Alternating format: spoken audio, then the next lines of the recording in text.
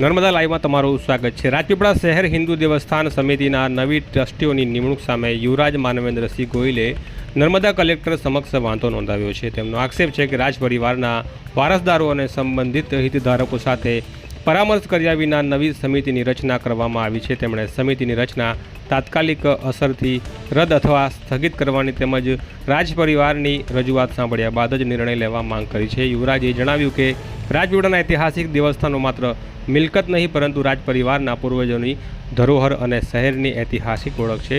વધુમાં તેમનું શું કહેવું છે જો આ વિડીયોમાં। અહીંયા રાજવી પરિવારમાંથી ને અન્ય લોકો બધા ભેગા થયા છે કલેક્ટર સાહેબને આવેદનપત્ર આપવા માટે, કેમ કે હાલમાં જ હરસિદ્ધિ માતાજી મંદિર અને સાથે સાથે દેવસ્થાન કમિટીમાં જે નવા ટ્રસ્ટીઓ જે લેવામાં આવ્યા છે એમનું અમે વિરોધ કરી રહ્યા છે, કેમ કે આ મંદિર રાજવી પરિવારનું મંદિર છે।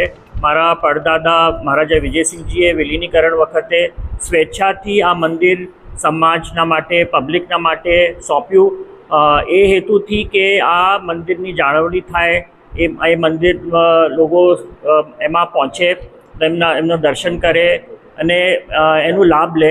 એ ધારતા તો બીજા જેમ રાજવી પરિવારે કર્યું છે એ મંદિર એમના પોતાના પરિવાર માટે રાખી શકતા હતા, પણ એમને સમાજ માટે, પબ્લિક માટે એ મંદિર ભારત સરકારને સોંપી દીધું અને આજે જોઈએ તો એની દશા બહુ જ ખરાબ છે। એમાં પૈસાનું પણ દુરુપયોગ થઈ રહ્યું છે, ધર્મના નામથી ત્યાં બહુ જ ખરાબ સ્થિતિ છે। તે મંદિર પણ તોડી નાખવામાં આવ્યું છે, અમુક ભાગ જે છે એને લીધે ત્યાં અસુરક્ષા બહુ છે, લોકો જેમ તેમ અંદર પેસી જાય છે, ચોરીઓ થાય છે અને પહેલાં તો અગાઉ તો ટ્રસ્ટીઓ હતા પણ નહીં અને સાથે સાથે ઓડિટ પણ 25 વર્ષથી નથી થયું। મેં આરટીઆઈઓ કરી છે જાણવા માટે કે કેમ ઓડિટ નથી થયું, એટલે હમણાં જે ટ્રસ્ટીઓ લેવામાં આવ્યા છે એ બધા જ રાજકીય લેવલના ટ્રસ્ટીઓ છે। આ મંદિરમાં ધર્મની વાતમાં રાજકીયતા નહીં આવવું જોઈએ એવું અમારું બધાનું માનવું છે। અને જે તમારું પણ નામ છે અંદર, તમે જાતે જ મારું નામ છે એની અંદર, હું ના નથી પાડતો, પણ સાથે સાથે અમે લોકો બીજા અમારા રાજવી પરિવારના નામનું સૂચન કરી હતી। કલેક્ટર સાહેબને એમને મળી આવ્યા હતા અને એમને જાતે એમને પૂછ્યું હતું, તમે એમને નામ કીધા હતા કે આ નામ અમારા મંડળમાં જોઈએ છે, તેમાંથી કોઈ પણ નામ નથી લેવામાં આવ્યું।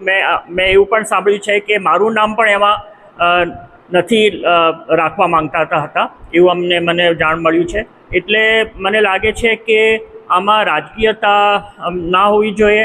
એમાં જે લોકો ખરેખર જે ધર્મ પ્રતિ શ્રદ્ધા રાખતા હોય, માતાજી તરફ જેમને ભક્તિ છે, એવા લોકોને આમાં લેવા જોઈએ કે જે લોકો વગર સ્વાર્થ, નિસ્વાર્થ ભાવથી માતાજીની ઉપાસના કરે ને એ લોકો આવે મંદિરમાં સેવા આપે, એવા લોકો આમાં લેવા જોઈએ। અને રાજ પરિવાર તો જોઈએ જ, કેમ કે અમે અમારા જ પૂર્વજ આ માતાજીને લઈ આવ્યા હતા। રાજા વેરીસાલજી જે મારા પૂર્વજ છે, અમારા ગોહિલ ડાયનેસ્ટીના જે પૂર્વજ છે, એ જ માતાજીને લઈ આવ્યા હતા।